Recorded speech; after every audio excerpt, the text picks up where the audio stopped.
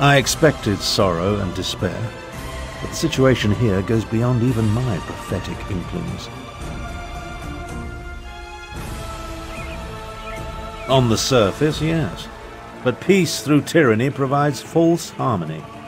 Euraxia uses fear and threats of violence to keep the Khajiit in line, making them second-class citizens in their own province. It appalls me to think Euraxia and I are related. It would be better if I showed you. Follow me and I'll demonstrate the true depths of my half-sister's villainy. Her grip on Rimmen is far tighter than it appears. Very well. But what I'm about to show you isn't for the faint of heart. Follow me. Have you ever visited a Rimmen workhouse? They treat the Khajiiti workers worse than slaves.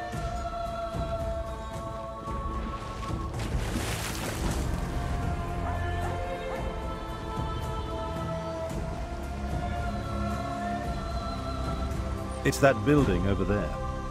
For most of Rimmen's Khajiit, it's the only job available to them.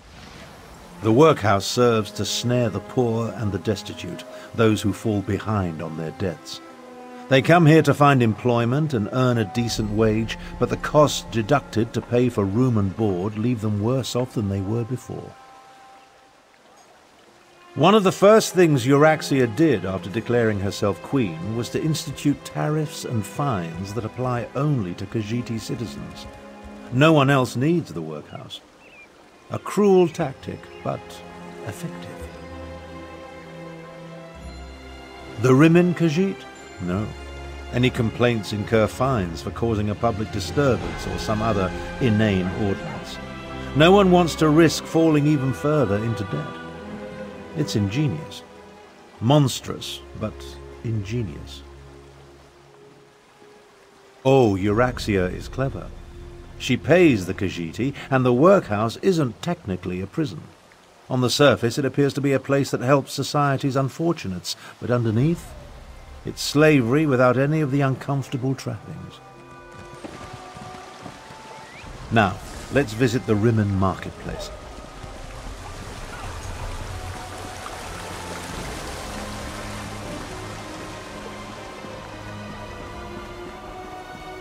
Take a look around. Business seems to be thriving, but appearances can be deceiving. It may be hard to see, but the Khajiiti merchants struggle to keep their stalls open, while the less bestial business people rake in the profits. Euraxia would have you believe it's a matter of work ethic, but we know better. Unfairly doesn't begin to cover it. Khajiiti merchants must deal with high tariffs, extra inspection fees, costly licenses. Euraxia's squeezing them for every piece of gold imaginable. She even instituted a fur tax. On the surface, it seems reasonable to make Khajiiti pay for extra inspections to ensure their fur isn't getting into the products they sell. And while they do shed, it's just another way to discriminate against the rightful citizens of this land. Come along. I want to show you the improvements Euraxia made to the palace walls.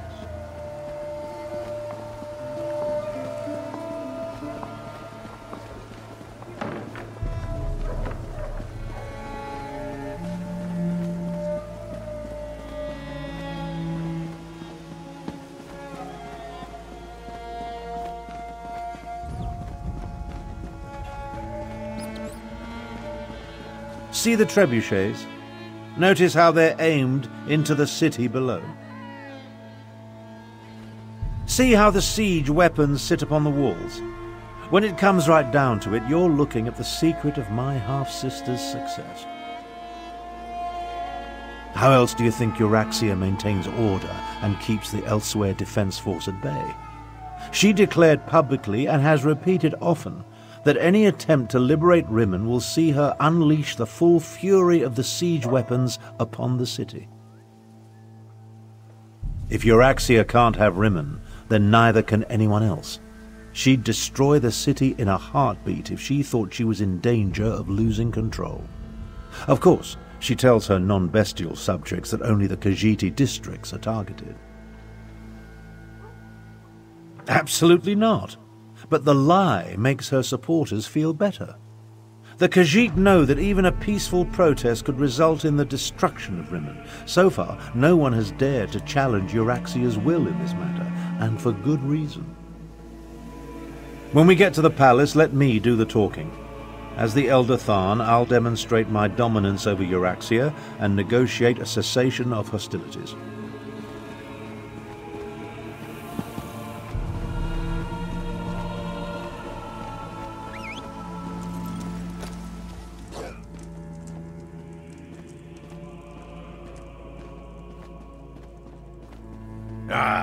Here come Queen Euraxia's guests now.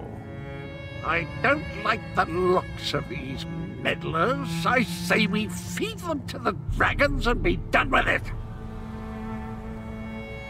So you're Abner Tharn's bodyguard and valet. Not what I expected. I assume you want to follow your master into the Queen's inner sanctum, huh? I'll allow it. But first, I want to gauge the measure of your marrow. I am Queen Euraxia's chief necromancer. You may call me Zumog Foom. The other grave callers answer to me. And this is my familiar and confidant, Sir Cadwell the Betrayer. Ah, yes. The Betrayer saw you when it looked through the soul-shriven's eyes. The creature you know is a pale shadow of the dark night that once walked these lands. I exhumed his remains and reanimated him. Well, his head, it was all I could find. My actions don't concern you. I just wanted to meet Abner Tharn's lackey and determine if Queen Euraxia had anything to fear. The answer is quite clear. Your insignificance rivals that of the soul-shriven fool, which makes you eminently forgettable. Now about the rest of my body, O pestilent one. Your insults won't hasten the process, betrayer. But there's a terrible draft in what used to be my nether regions.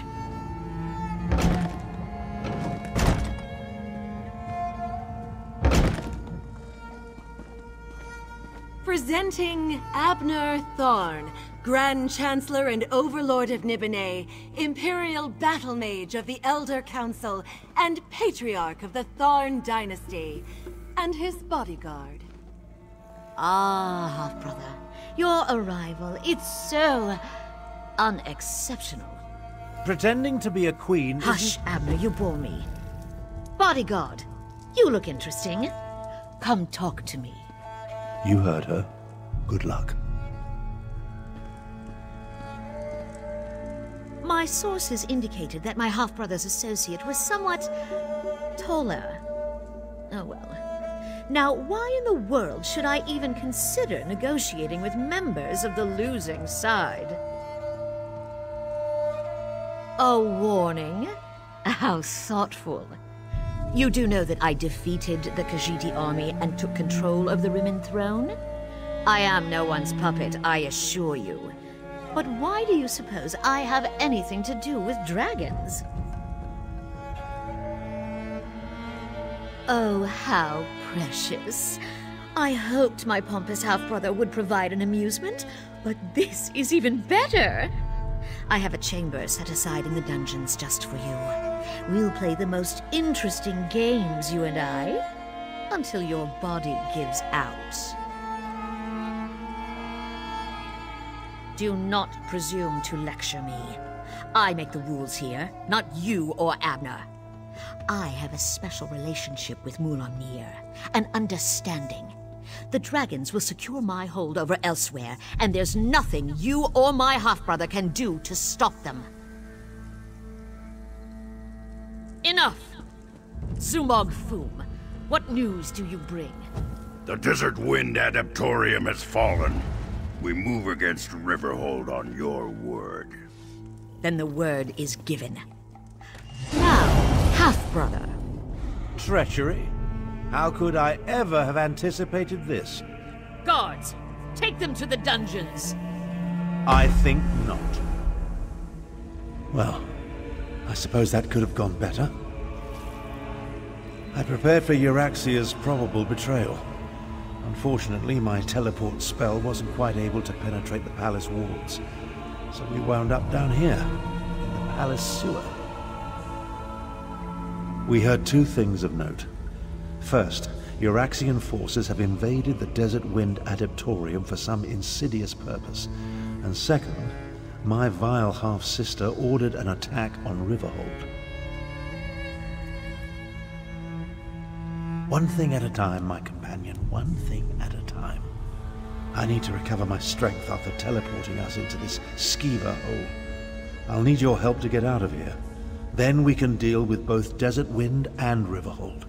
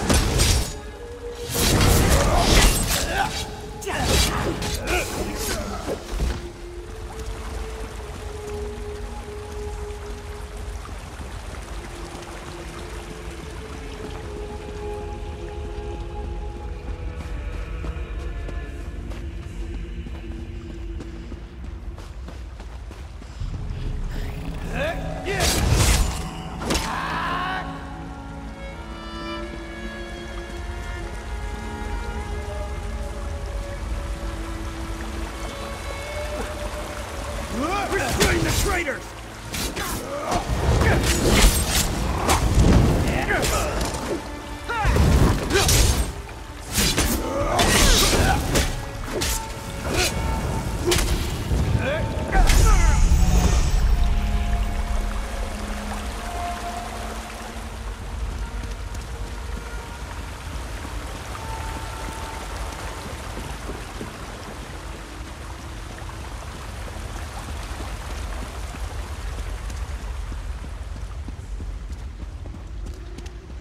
The way out, finally.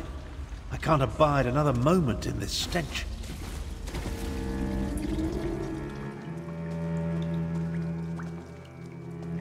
Well, that's an experience I won't be adding to my memoirs. We'll separate here. Make it harder for Euraxia's lackeys to follow us. Now. Things actually turned out better than I expected. We know that Euraxia wants something from the Desert Wind Adeptorium, and we know she's about to launch a counterstrike against Riverhold. That's not exactly true. If my power wasn't depleted, well, let's not digress. I'll go to Riverhold and warn Garishri. We'll make sure the city is ready for the attack. Meanwhile, you find out what's happening at the Desert Wind Adeptorium. Adeptoriums serve the same function as monasteries in other parts of Tamriel. Desert Wind and its adepts follow the order of Jean Kaj. It's west of here, on the northern lip of the scar. Look for a side entrance if the main door is blocked.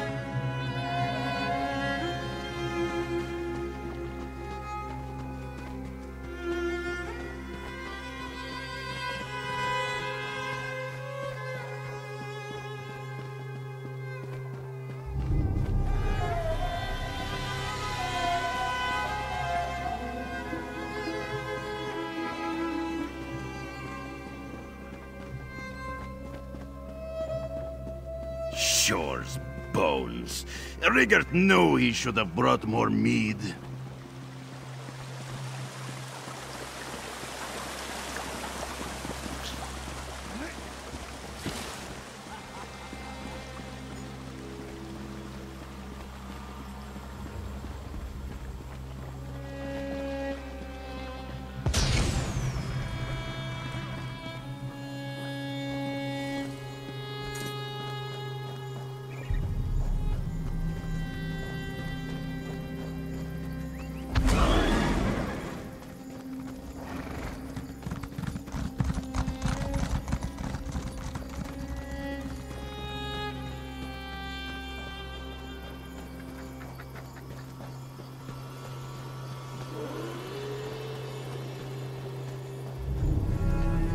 seal the gates. Let no Uraxian enter this holy place.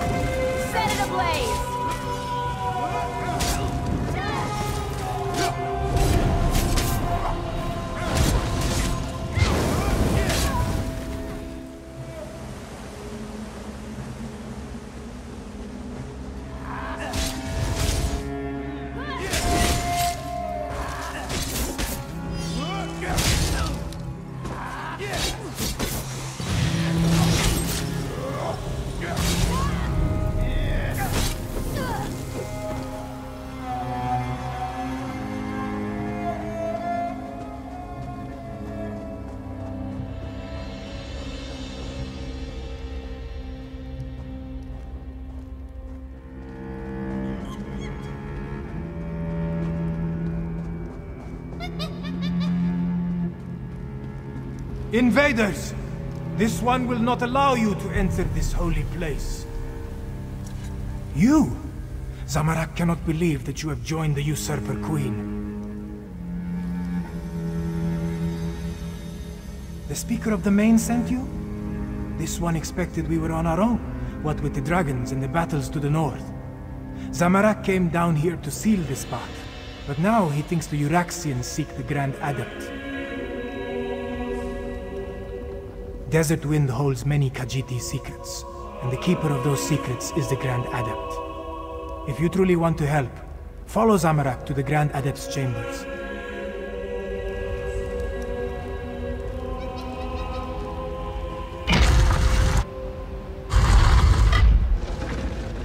Nine Winds, no! Get to the door! Go! This one will find another way inside.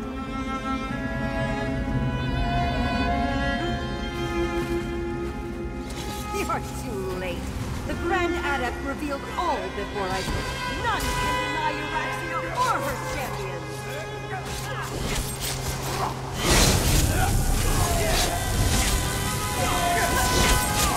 You are no match for my power.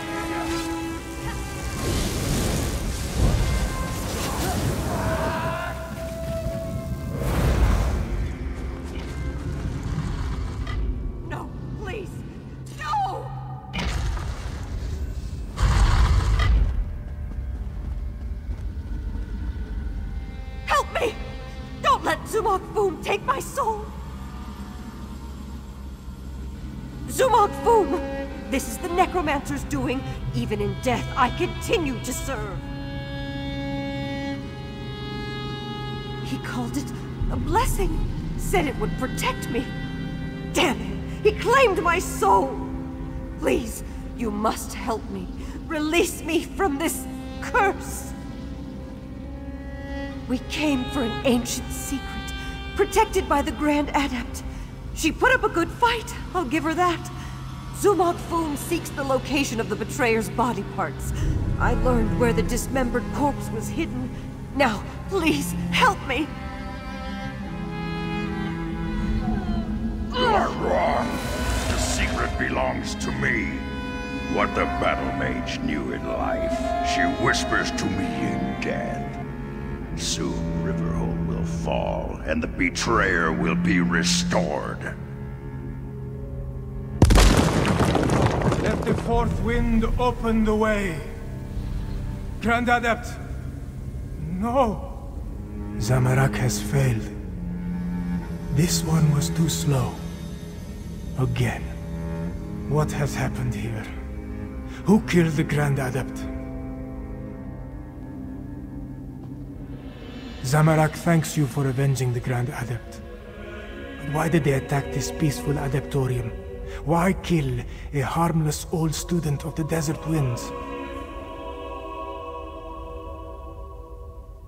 The Usurper Queen made a mistake when she had the Grand Adept killed. Whatever they came to find had an unintended consequence. It has roused the students of the Desert Winds. Zamorak pledges the Adepts to Gareshri's cause. Euraxia will fall. We are not many, but we are strong. The Adepts of the Desert Wind will aid the city. Zamorak will see you there, after he makes sure the Grand Adept receives the proper blessings.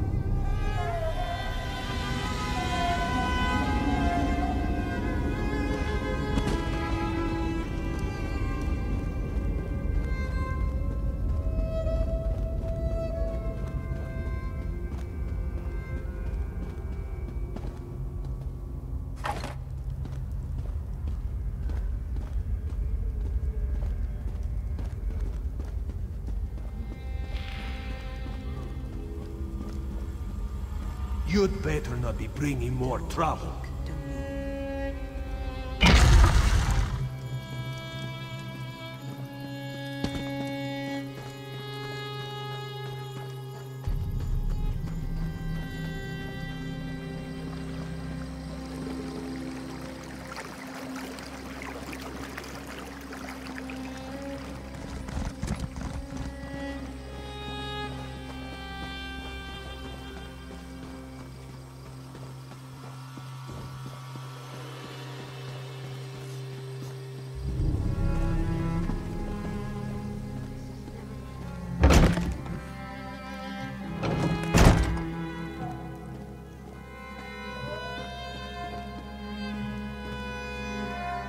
I informed Gareshri and Chimera about what happened in Rimmon. They're mobilizing our remaining forces even as we speak. Now tell me, what did you learn at the Desert Wind Adeptorium? I often wondered who Cadwell was before he became a soul shriven. I know the tales of the betrayer, but I never equated the two. The Cadwell we know is so not that. We'll deal with Zumog Foom after we save Riverhold. Anything else to report? Well, that's a bit of welcome news. Many of the Adepts have remarkable martial skills that we could surely make use of. Speaking of which, are you ready to help defend the city? For now, recover your strength and prepare yourself.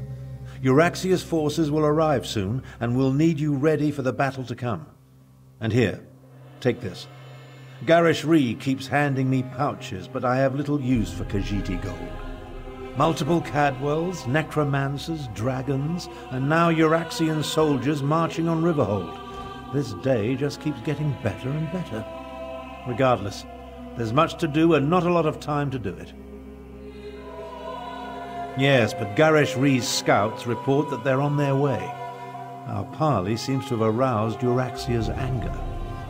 What remains of Elsweyr's militia has taken up positions around town, but I fear they are too few in number. They need your help. Gareshri has placed the defense of the city in Chimera's hands. She moves the Desert Wind Adepts, every volunteer she could muster, and what remains of the militia like pieces on a game board. Report to her, and she'll give you your orders. Find Chimera outside and see what she requires. Euraxian soldiers will soon reach Riverhold. When that happens, all oblivion will break loose.